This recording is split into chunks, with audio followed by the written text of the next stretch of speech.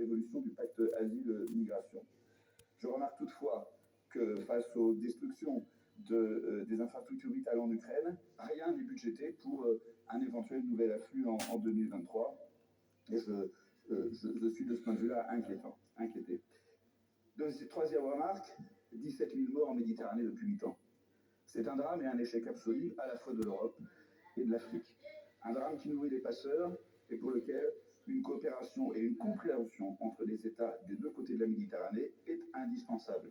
Et je rappelle que l'action des ONG est indispensable pour sauver des vies et que seuls 15% des personnes qui arrivent sur le territoire de l'Union européenne et qui débarquent sur nos plages proviennent de ces bateaux. Il est indispensable d'avoir ça en tête. Enfin, la solidarité européenne, elle est primordiale. Ça veut dire le respect du droit. Ne pas excuser l'Italie qui refuse de respecter le droit de la mer, mais ne pas excuser la France lorsqu'elle refuse de respecter le droit de l'Union sur les délivrances des visas, sur les contrôles des frontières intérieures de l'Union. Oui, je sais, le Conseil d'État refuse d'envoyer une question préjudicielle de la CJUE, mais lorsqu'une juridiction autrichienne le fait et précise que les contrôles intérieurs dans l'espace Schengen ne sont pas conformes au droit de l'Union, la France fait comme si de rien n'était. Ce sujet est trop sérieux, Monsieur le Ministre, pour qu'entre États membres, nous fassions bac à sable. C'est ensemble que nous ferons face à ces difficultés, et elles sont nombreuses. Que ce soit pour la Grèce, pour l'Italie, pour l'Espagne qui fait face à la situation au Venezuela, mais aussi pour les Pays-Bas et la Pologne face à la situation en Biélorussie. Enfin, sur les questions d'asile, il est absolument indispensable de changer de paradigme en s'inspirant de ce qui a été fait avec la protection temporaire, va favoriser l'autonomie des demandeurs d'asile, c'est-à-dire tout de suite délivrer des cours de français et le droit au travail, c'est plus économique et ce sont des facteurs d'intégration pour la suite. Monsieur le ministre, sur ces derniers mois, quelques remarques. D'abord, des instructions données au poste consulaire pour les instructions de demande de visa qui sont contraires au code Schengen Visa, en particulier pour les ressortissants d'Afrique du Nord. Une grasse crise de confiance émerge entre la France et l'Afrique d'une manière générale, compte tenu de votre politique. Les communautés d'affaires à l'étranger se plaignent parce qu'elles ne peuvent plus avoir des relations normales d'affaires entre la France et leur pays de résidence. Il ne faut pas s'étonner de l'évolution de la place de la Turquie, par exemple en Afrique, si nous ne donnons plus de visa pour des échanges normaux et de la mobilité normale entre notre territoire et les pays africains. Cette évolution vers de mobilités nouvelles, elle est à la fois une nécessité humanitaire, économique et géopolitique. Concernant les préfectures, il est absolument inadmissible de constater que si les files d'attente ont disparu, c'est juste de l'hypocrisie. Il n'y a pas de possibilité de prendre de rendez-vous. Les tribunaux administratifs sont devenus, c'est, me semble-t-il, le tribunal administratif de Versailles qui disait ça, sont devenus les doctolibres des préfectures. C'est inadmissible. 100 000 requêtes pour le contentieux des étrangers auprès des TA et plus de 55% de l'activité des cours administratifs d'appel.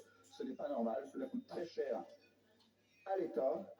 Nous ferions mieux d'investir cet argent dans des ETP, dans les préfectures, pour mieux servir les demandes, pour faire en sorte que les personnes qui sont en situation régulière le restent. Monsieur le ministre, sur les questions d'éloignement, c'est pareil. Il y a un bilan à faire, ce n'est pas satisfaisant. Et quant aux collectivités locales, elles subissent, monsieur le ministre, votre politique vis-à-vis des Dublinés. Elles doivent tous les jours accueillir, héberger les personnes qui n'ont pas de droit en France parce que nous n'avons pas une politique digne vis-à-vis des Dublinés. C'est la raison pour laquelle, monsieur le ministre, compte tenu de ces éléments de critique de votre politique, vous l'aurez compris, nous ne pouvons pas donner de moyens à une politique que nous contestons en profondeur. C'est la raison pour laquelle nous voterons contre ces crédits. Merci, chers collègues. La parole est maintenant Madame la Présidente Assassi pour le groupe CRCE pour 4 minutes.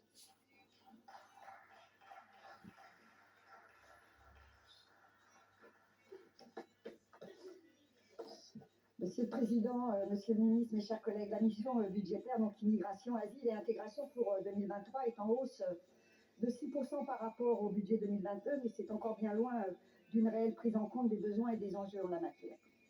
De plus, cette mission s'inscrit dans la perspective d'un prochain projet de loi gouvernemental qui sera donc présenté, si j'ai bien compris, au début de l'année 2023. Cela fait des années que la politique migratoire est marquée par une dégradation des conditions d'accueil et d'accompagnement, par des atteintes à des droits fondamentaux, notamment à l'égard des mineurs isolés étrangers. De nombreuses associations, les défenseurs des droits qui se sont succédés, la Cour européenne des droits de l'homme ainsi que des organisations internationales pointent du doigt la France pour tous ses manquements.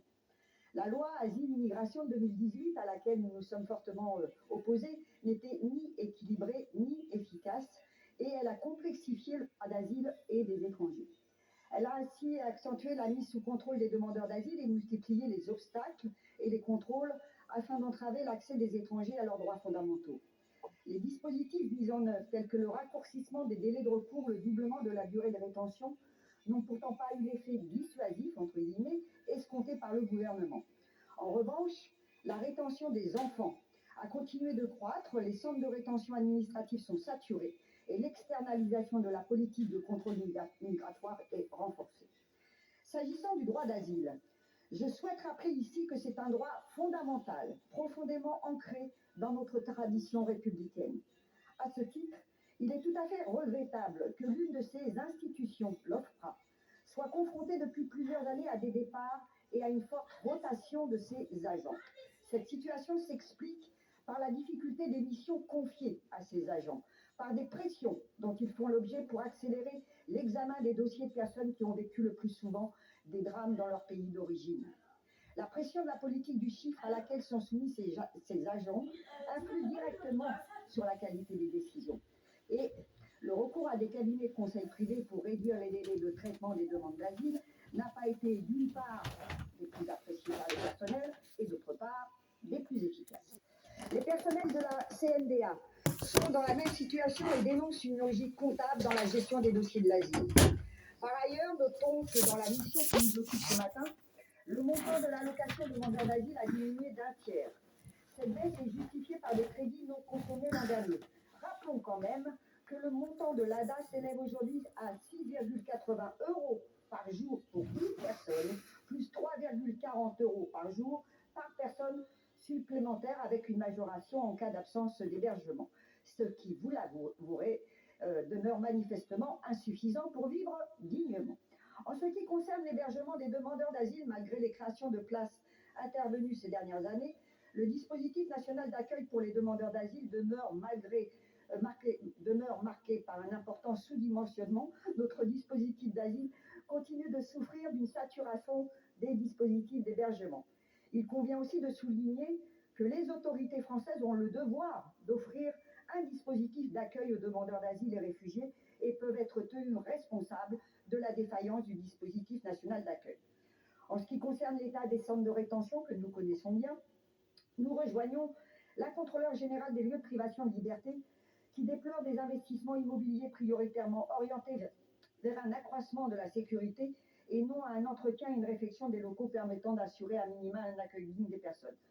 À l'occasion du futur débat sur le projet de loi pour l'asile et l'immigration, nous aurons bien évidemment l'occasion de revenir plus précisément sur ces points, mais pour l'heure, nous ne voterons pas cette mission budgétaire, car elle est bien loin de répondre à des situations humaines, parfois dramatiques, dont les causes sont trop souvent ignorées.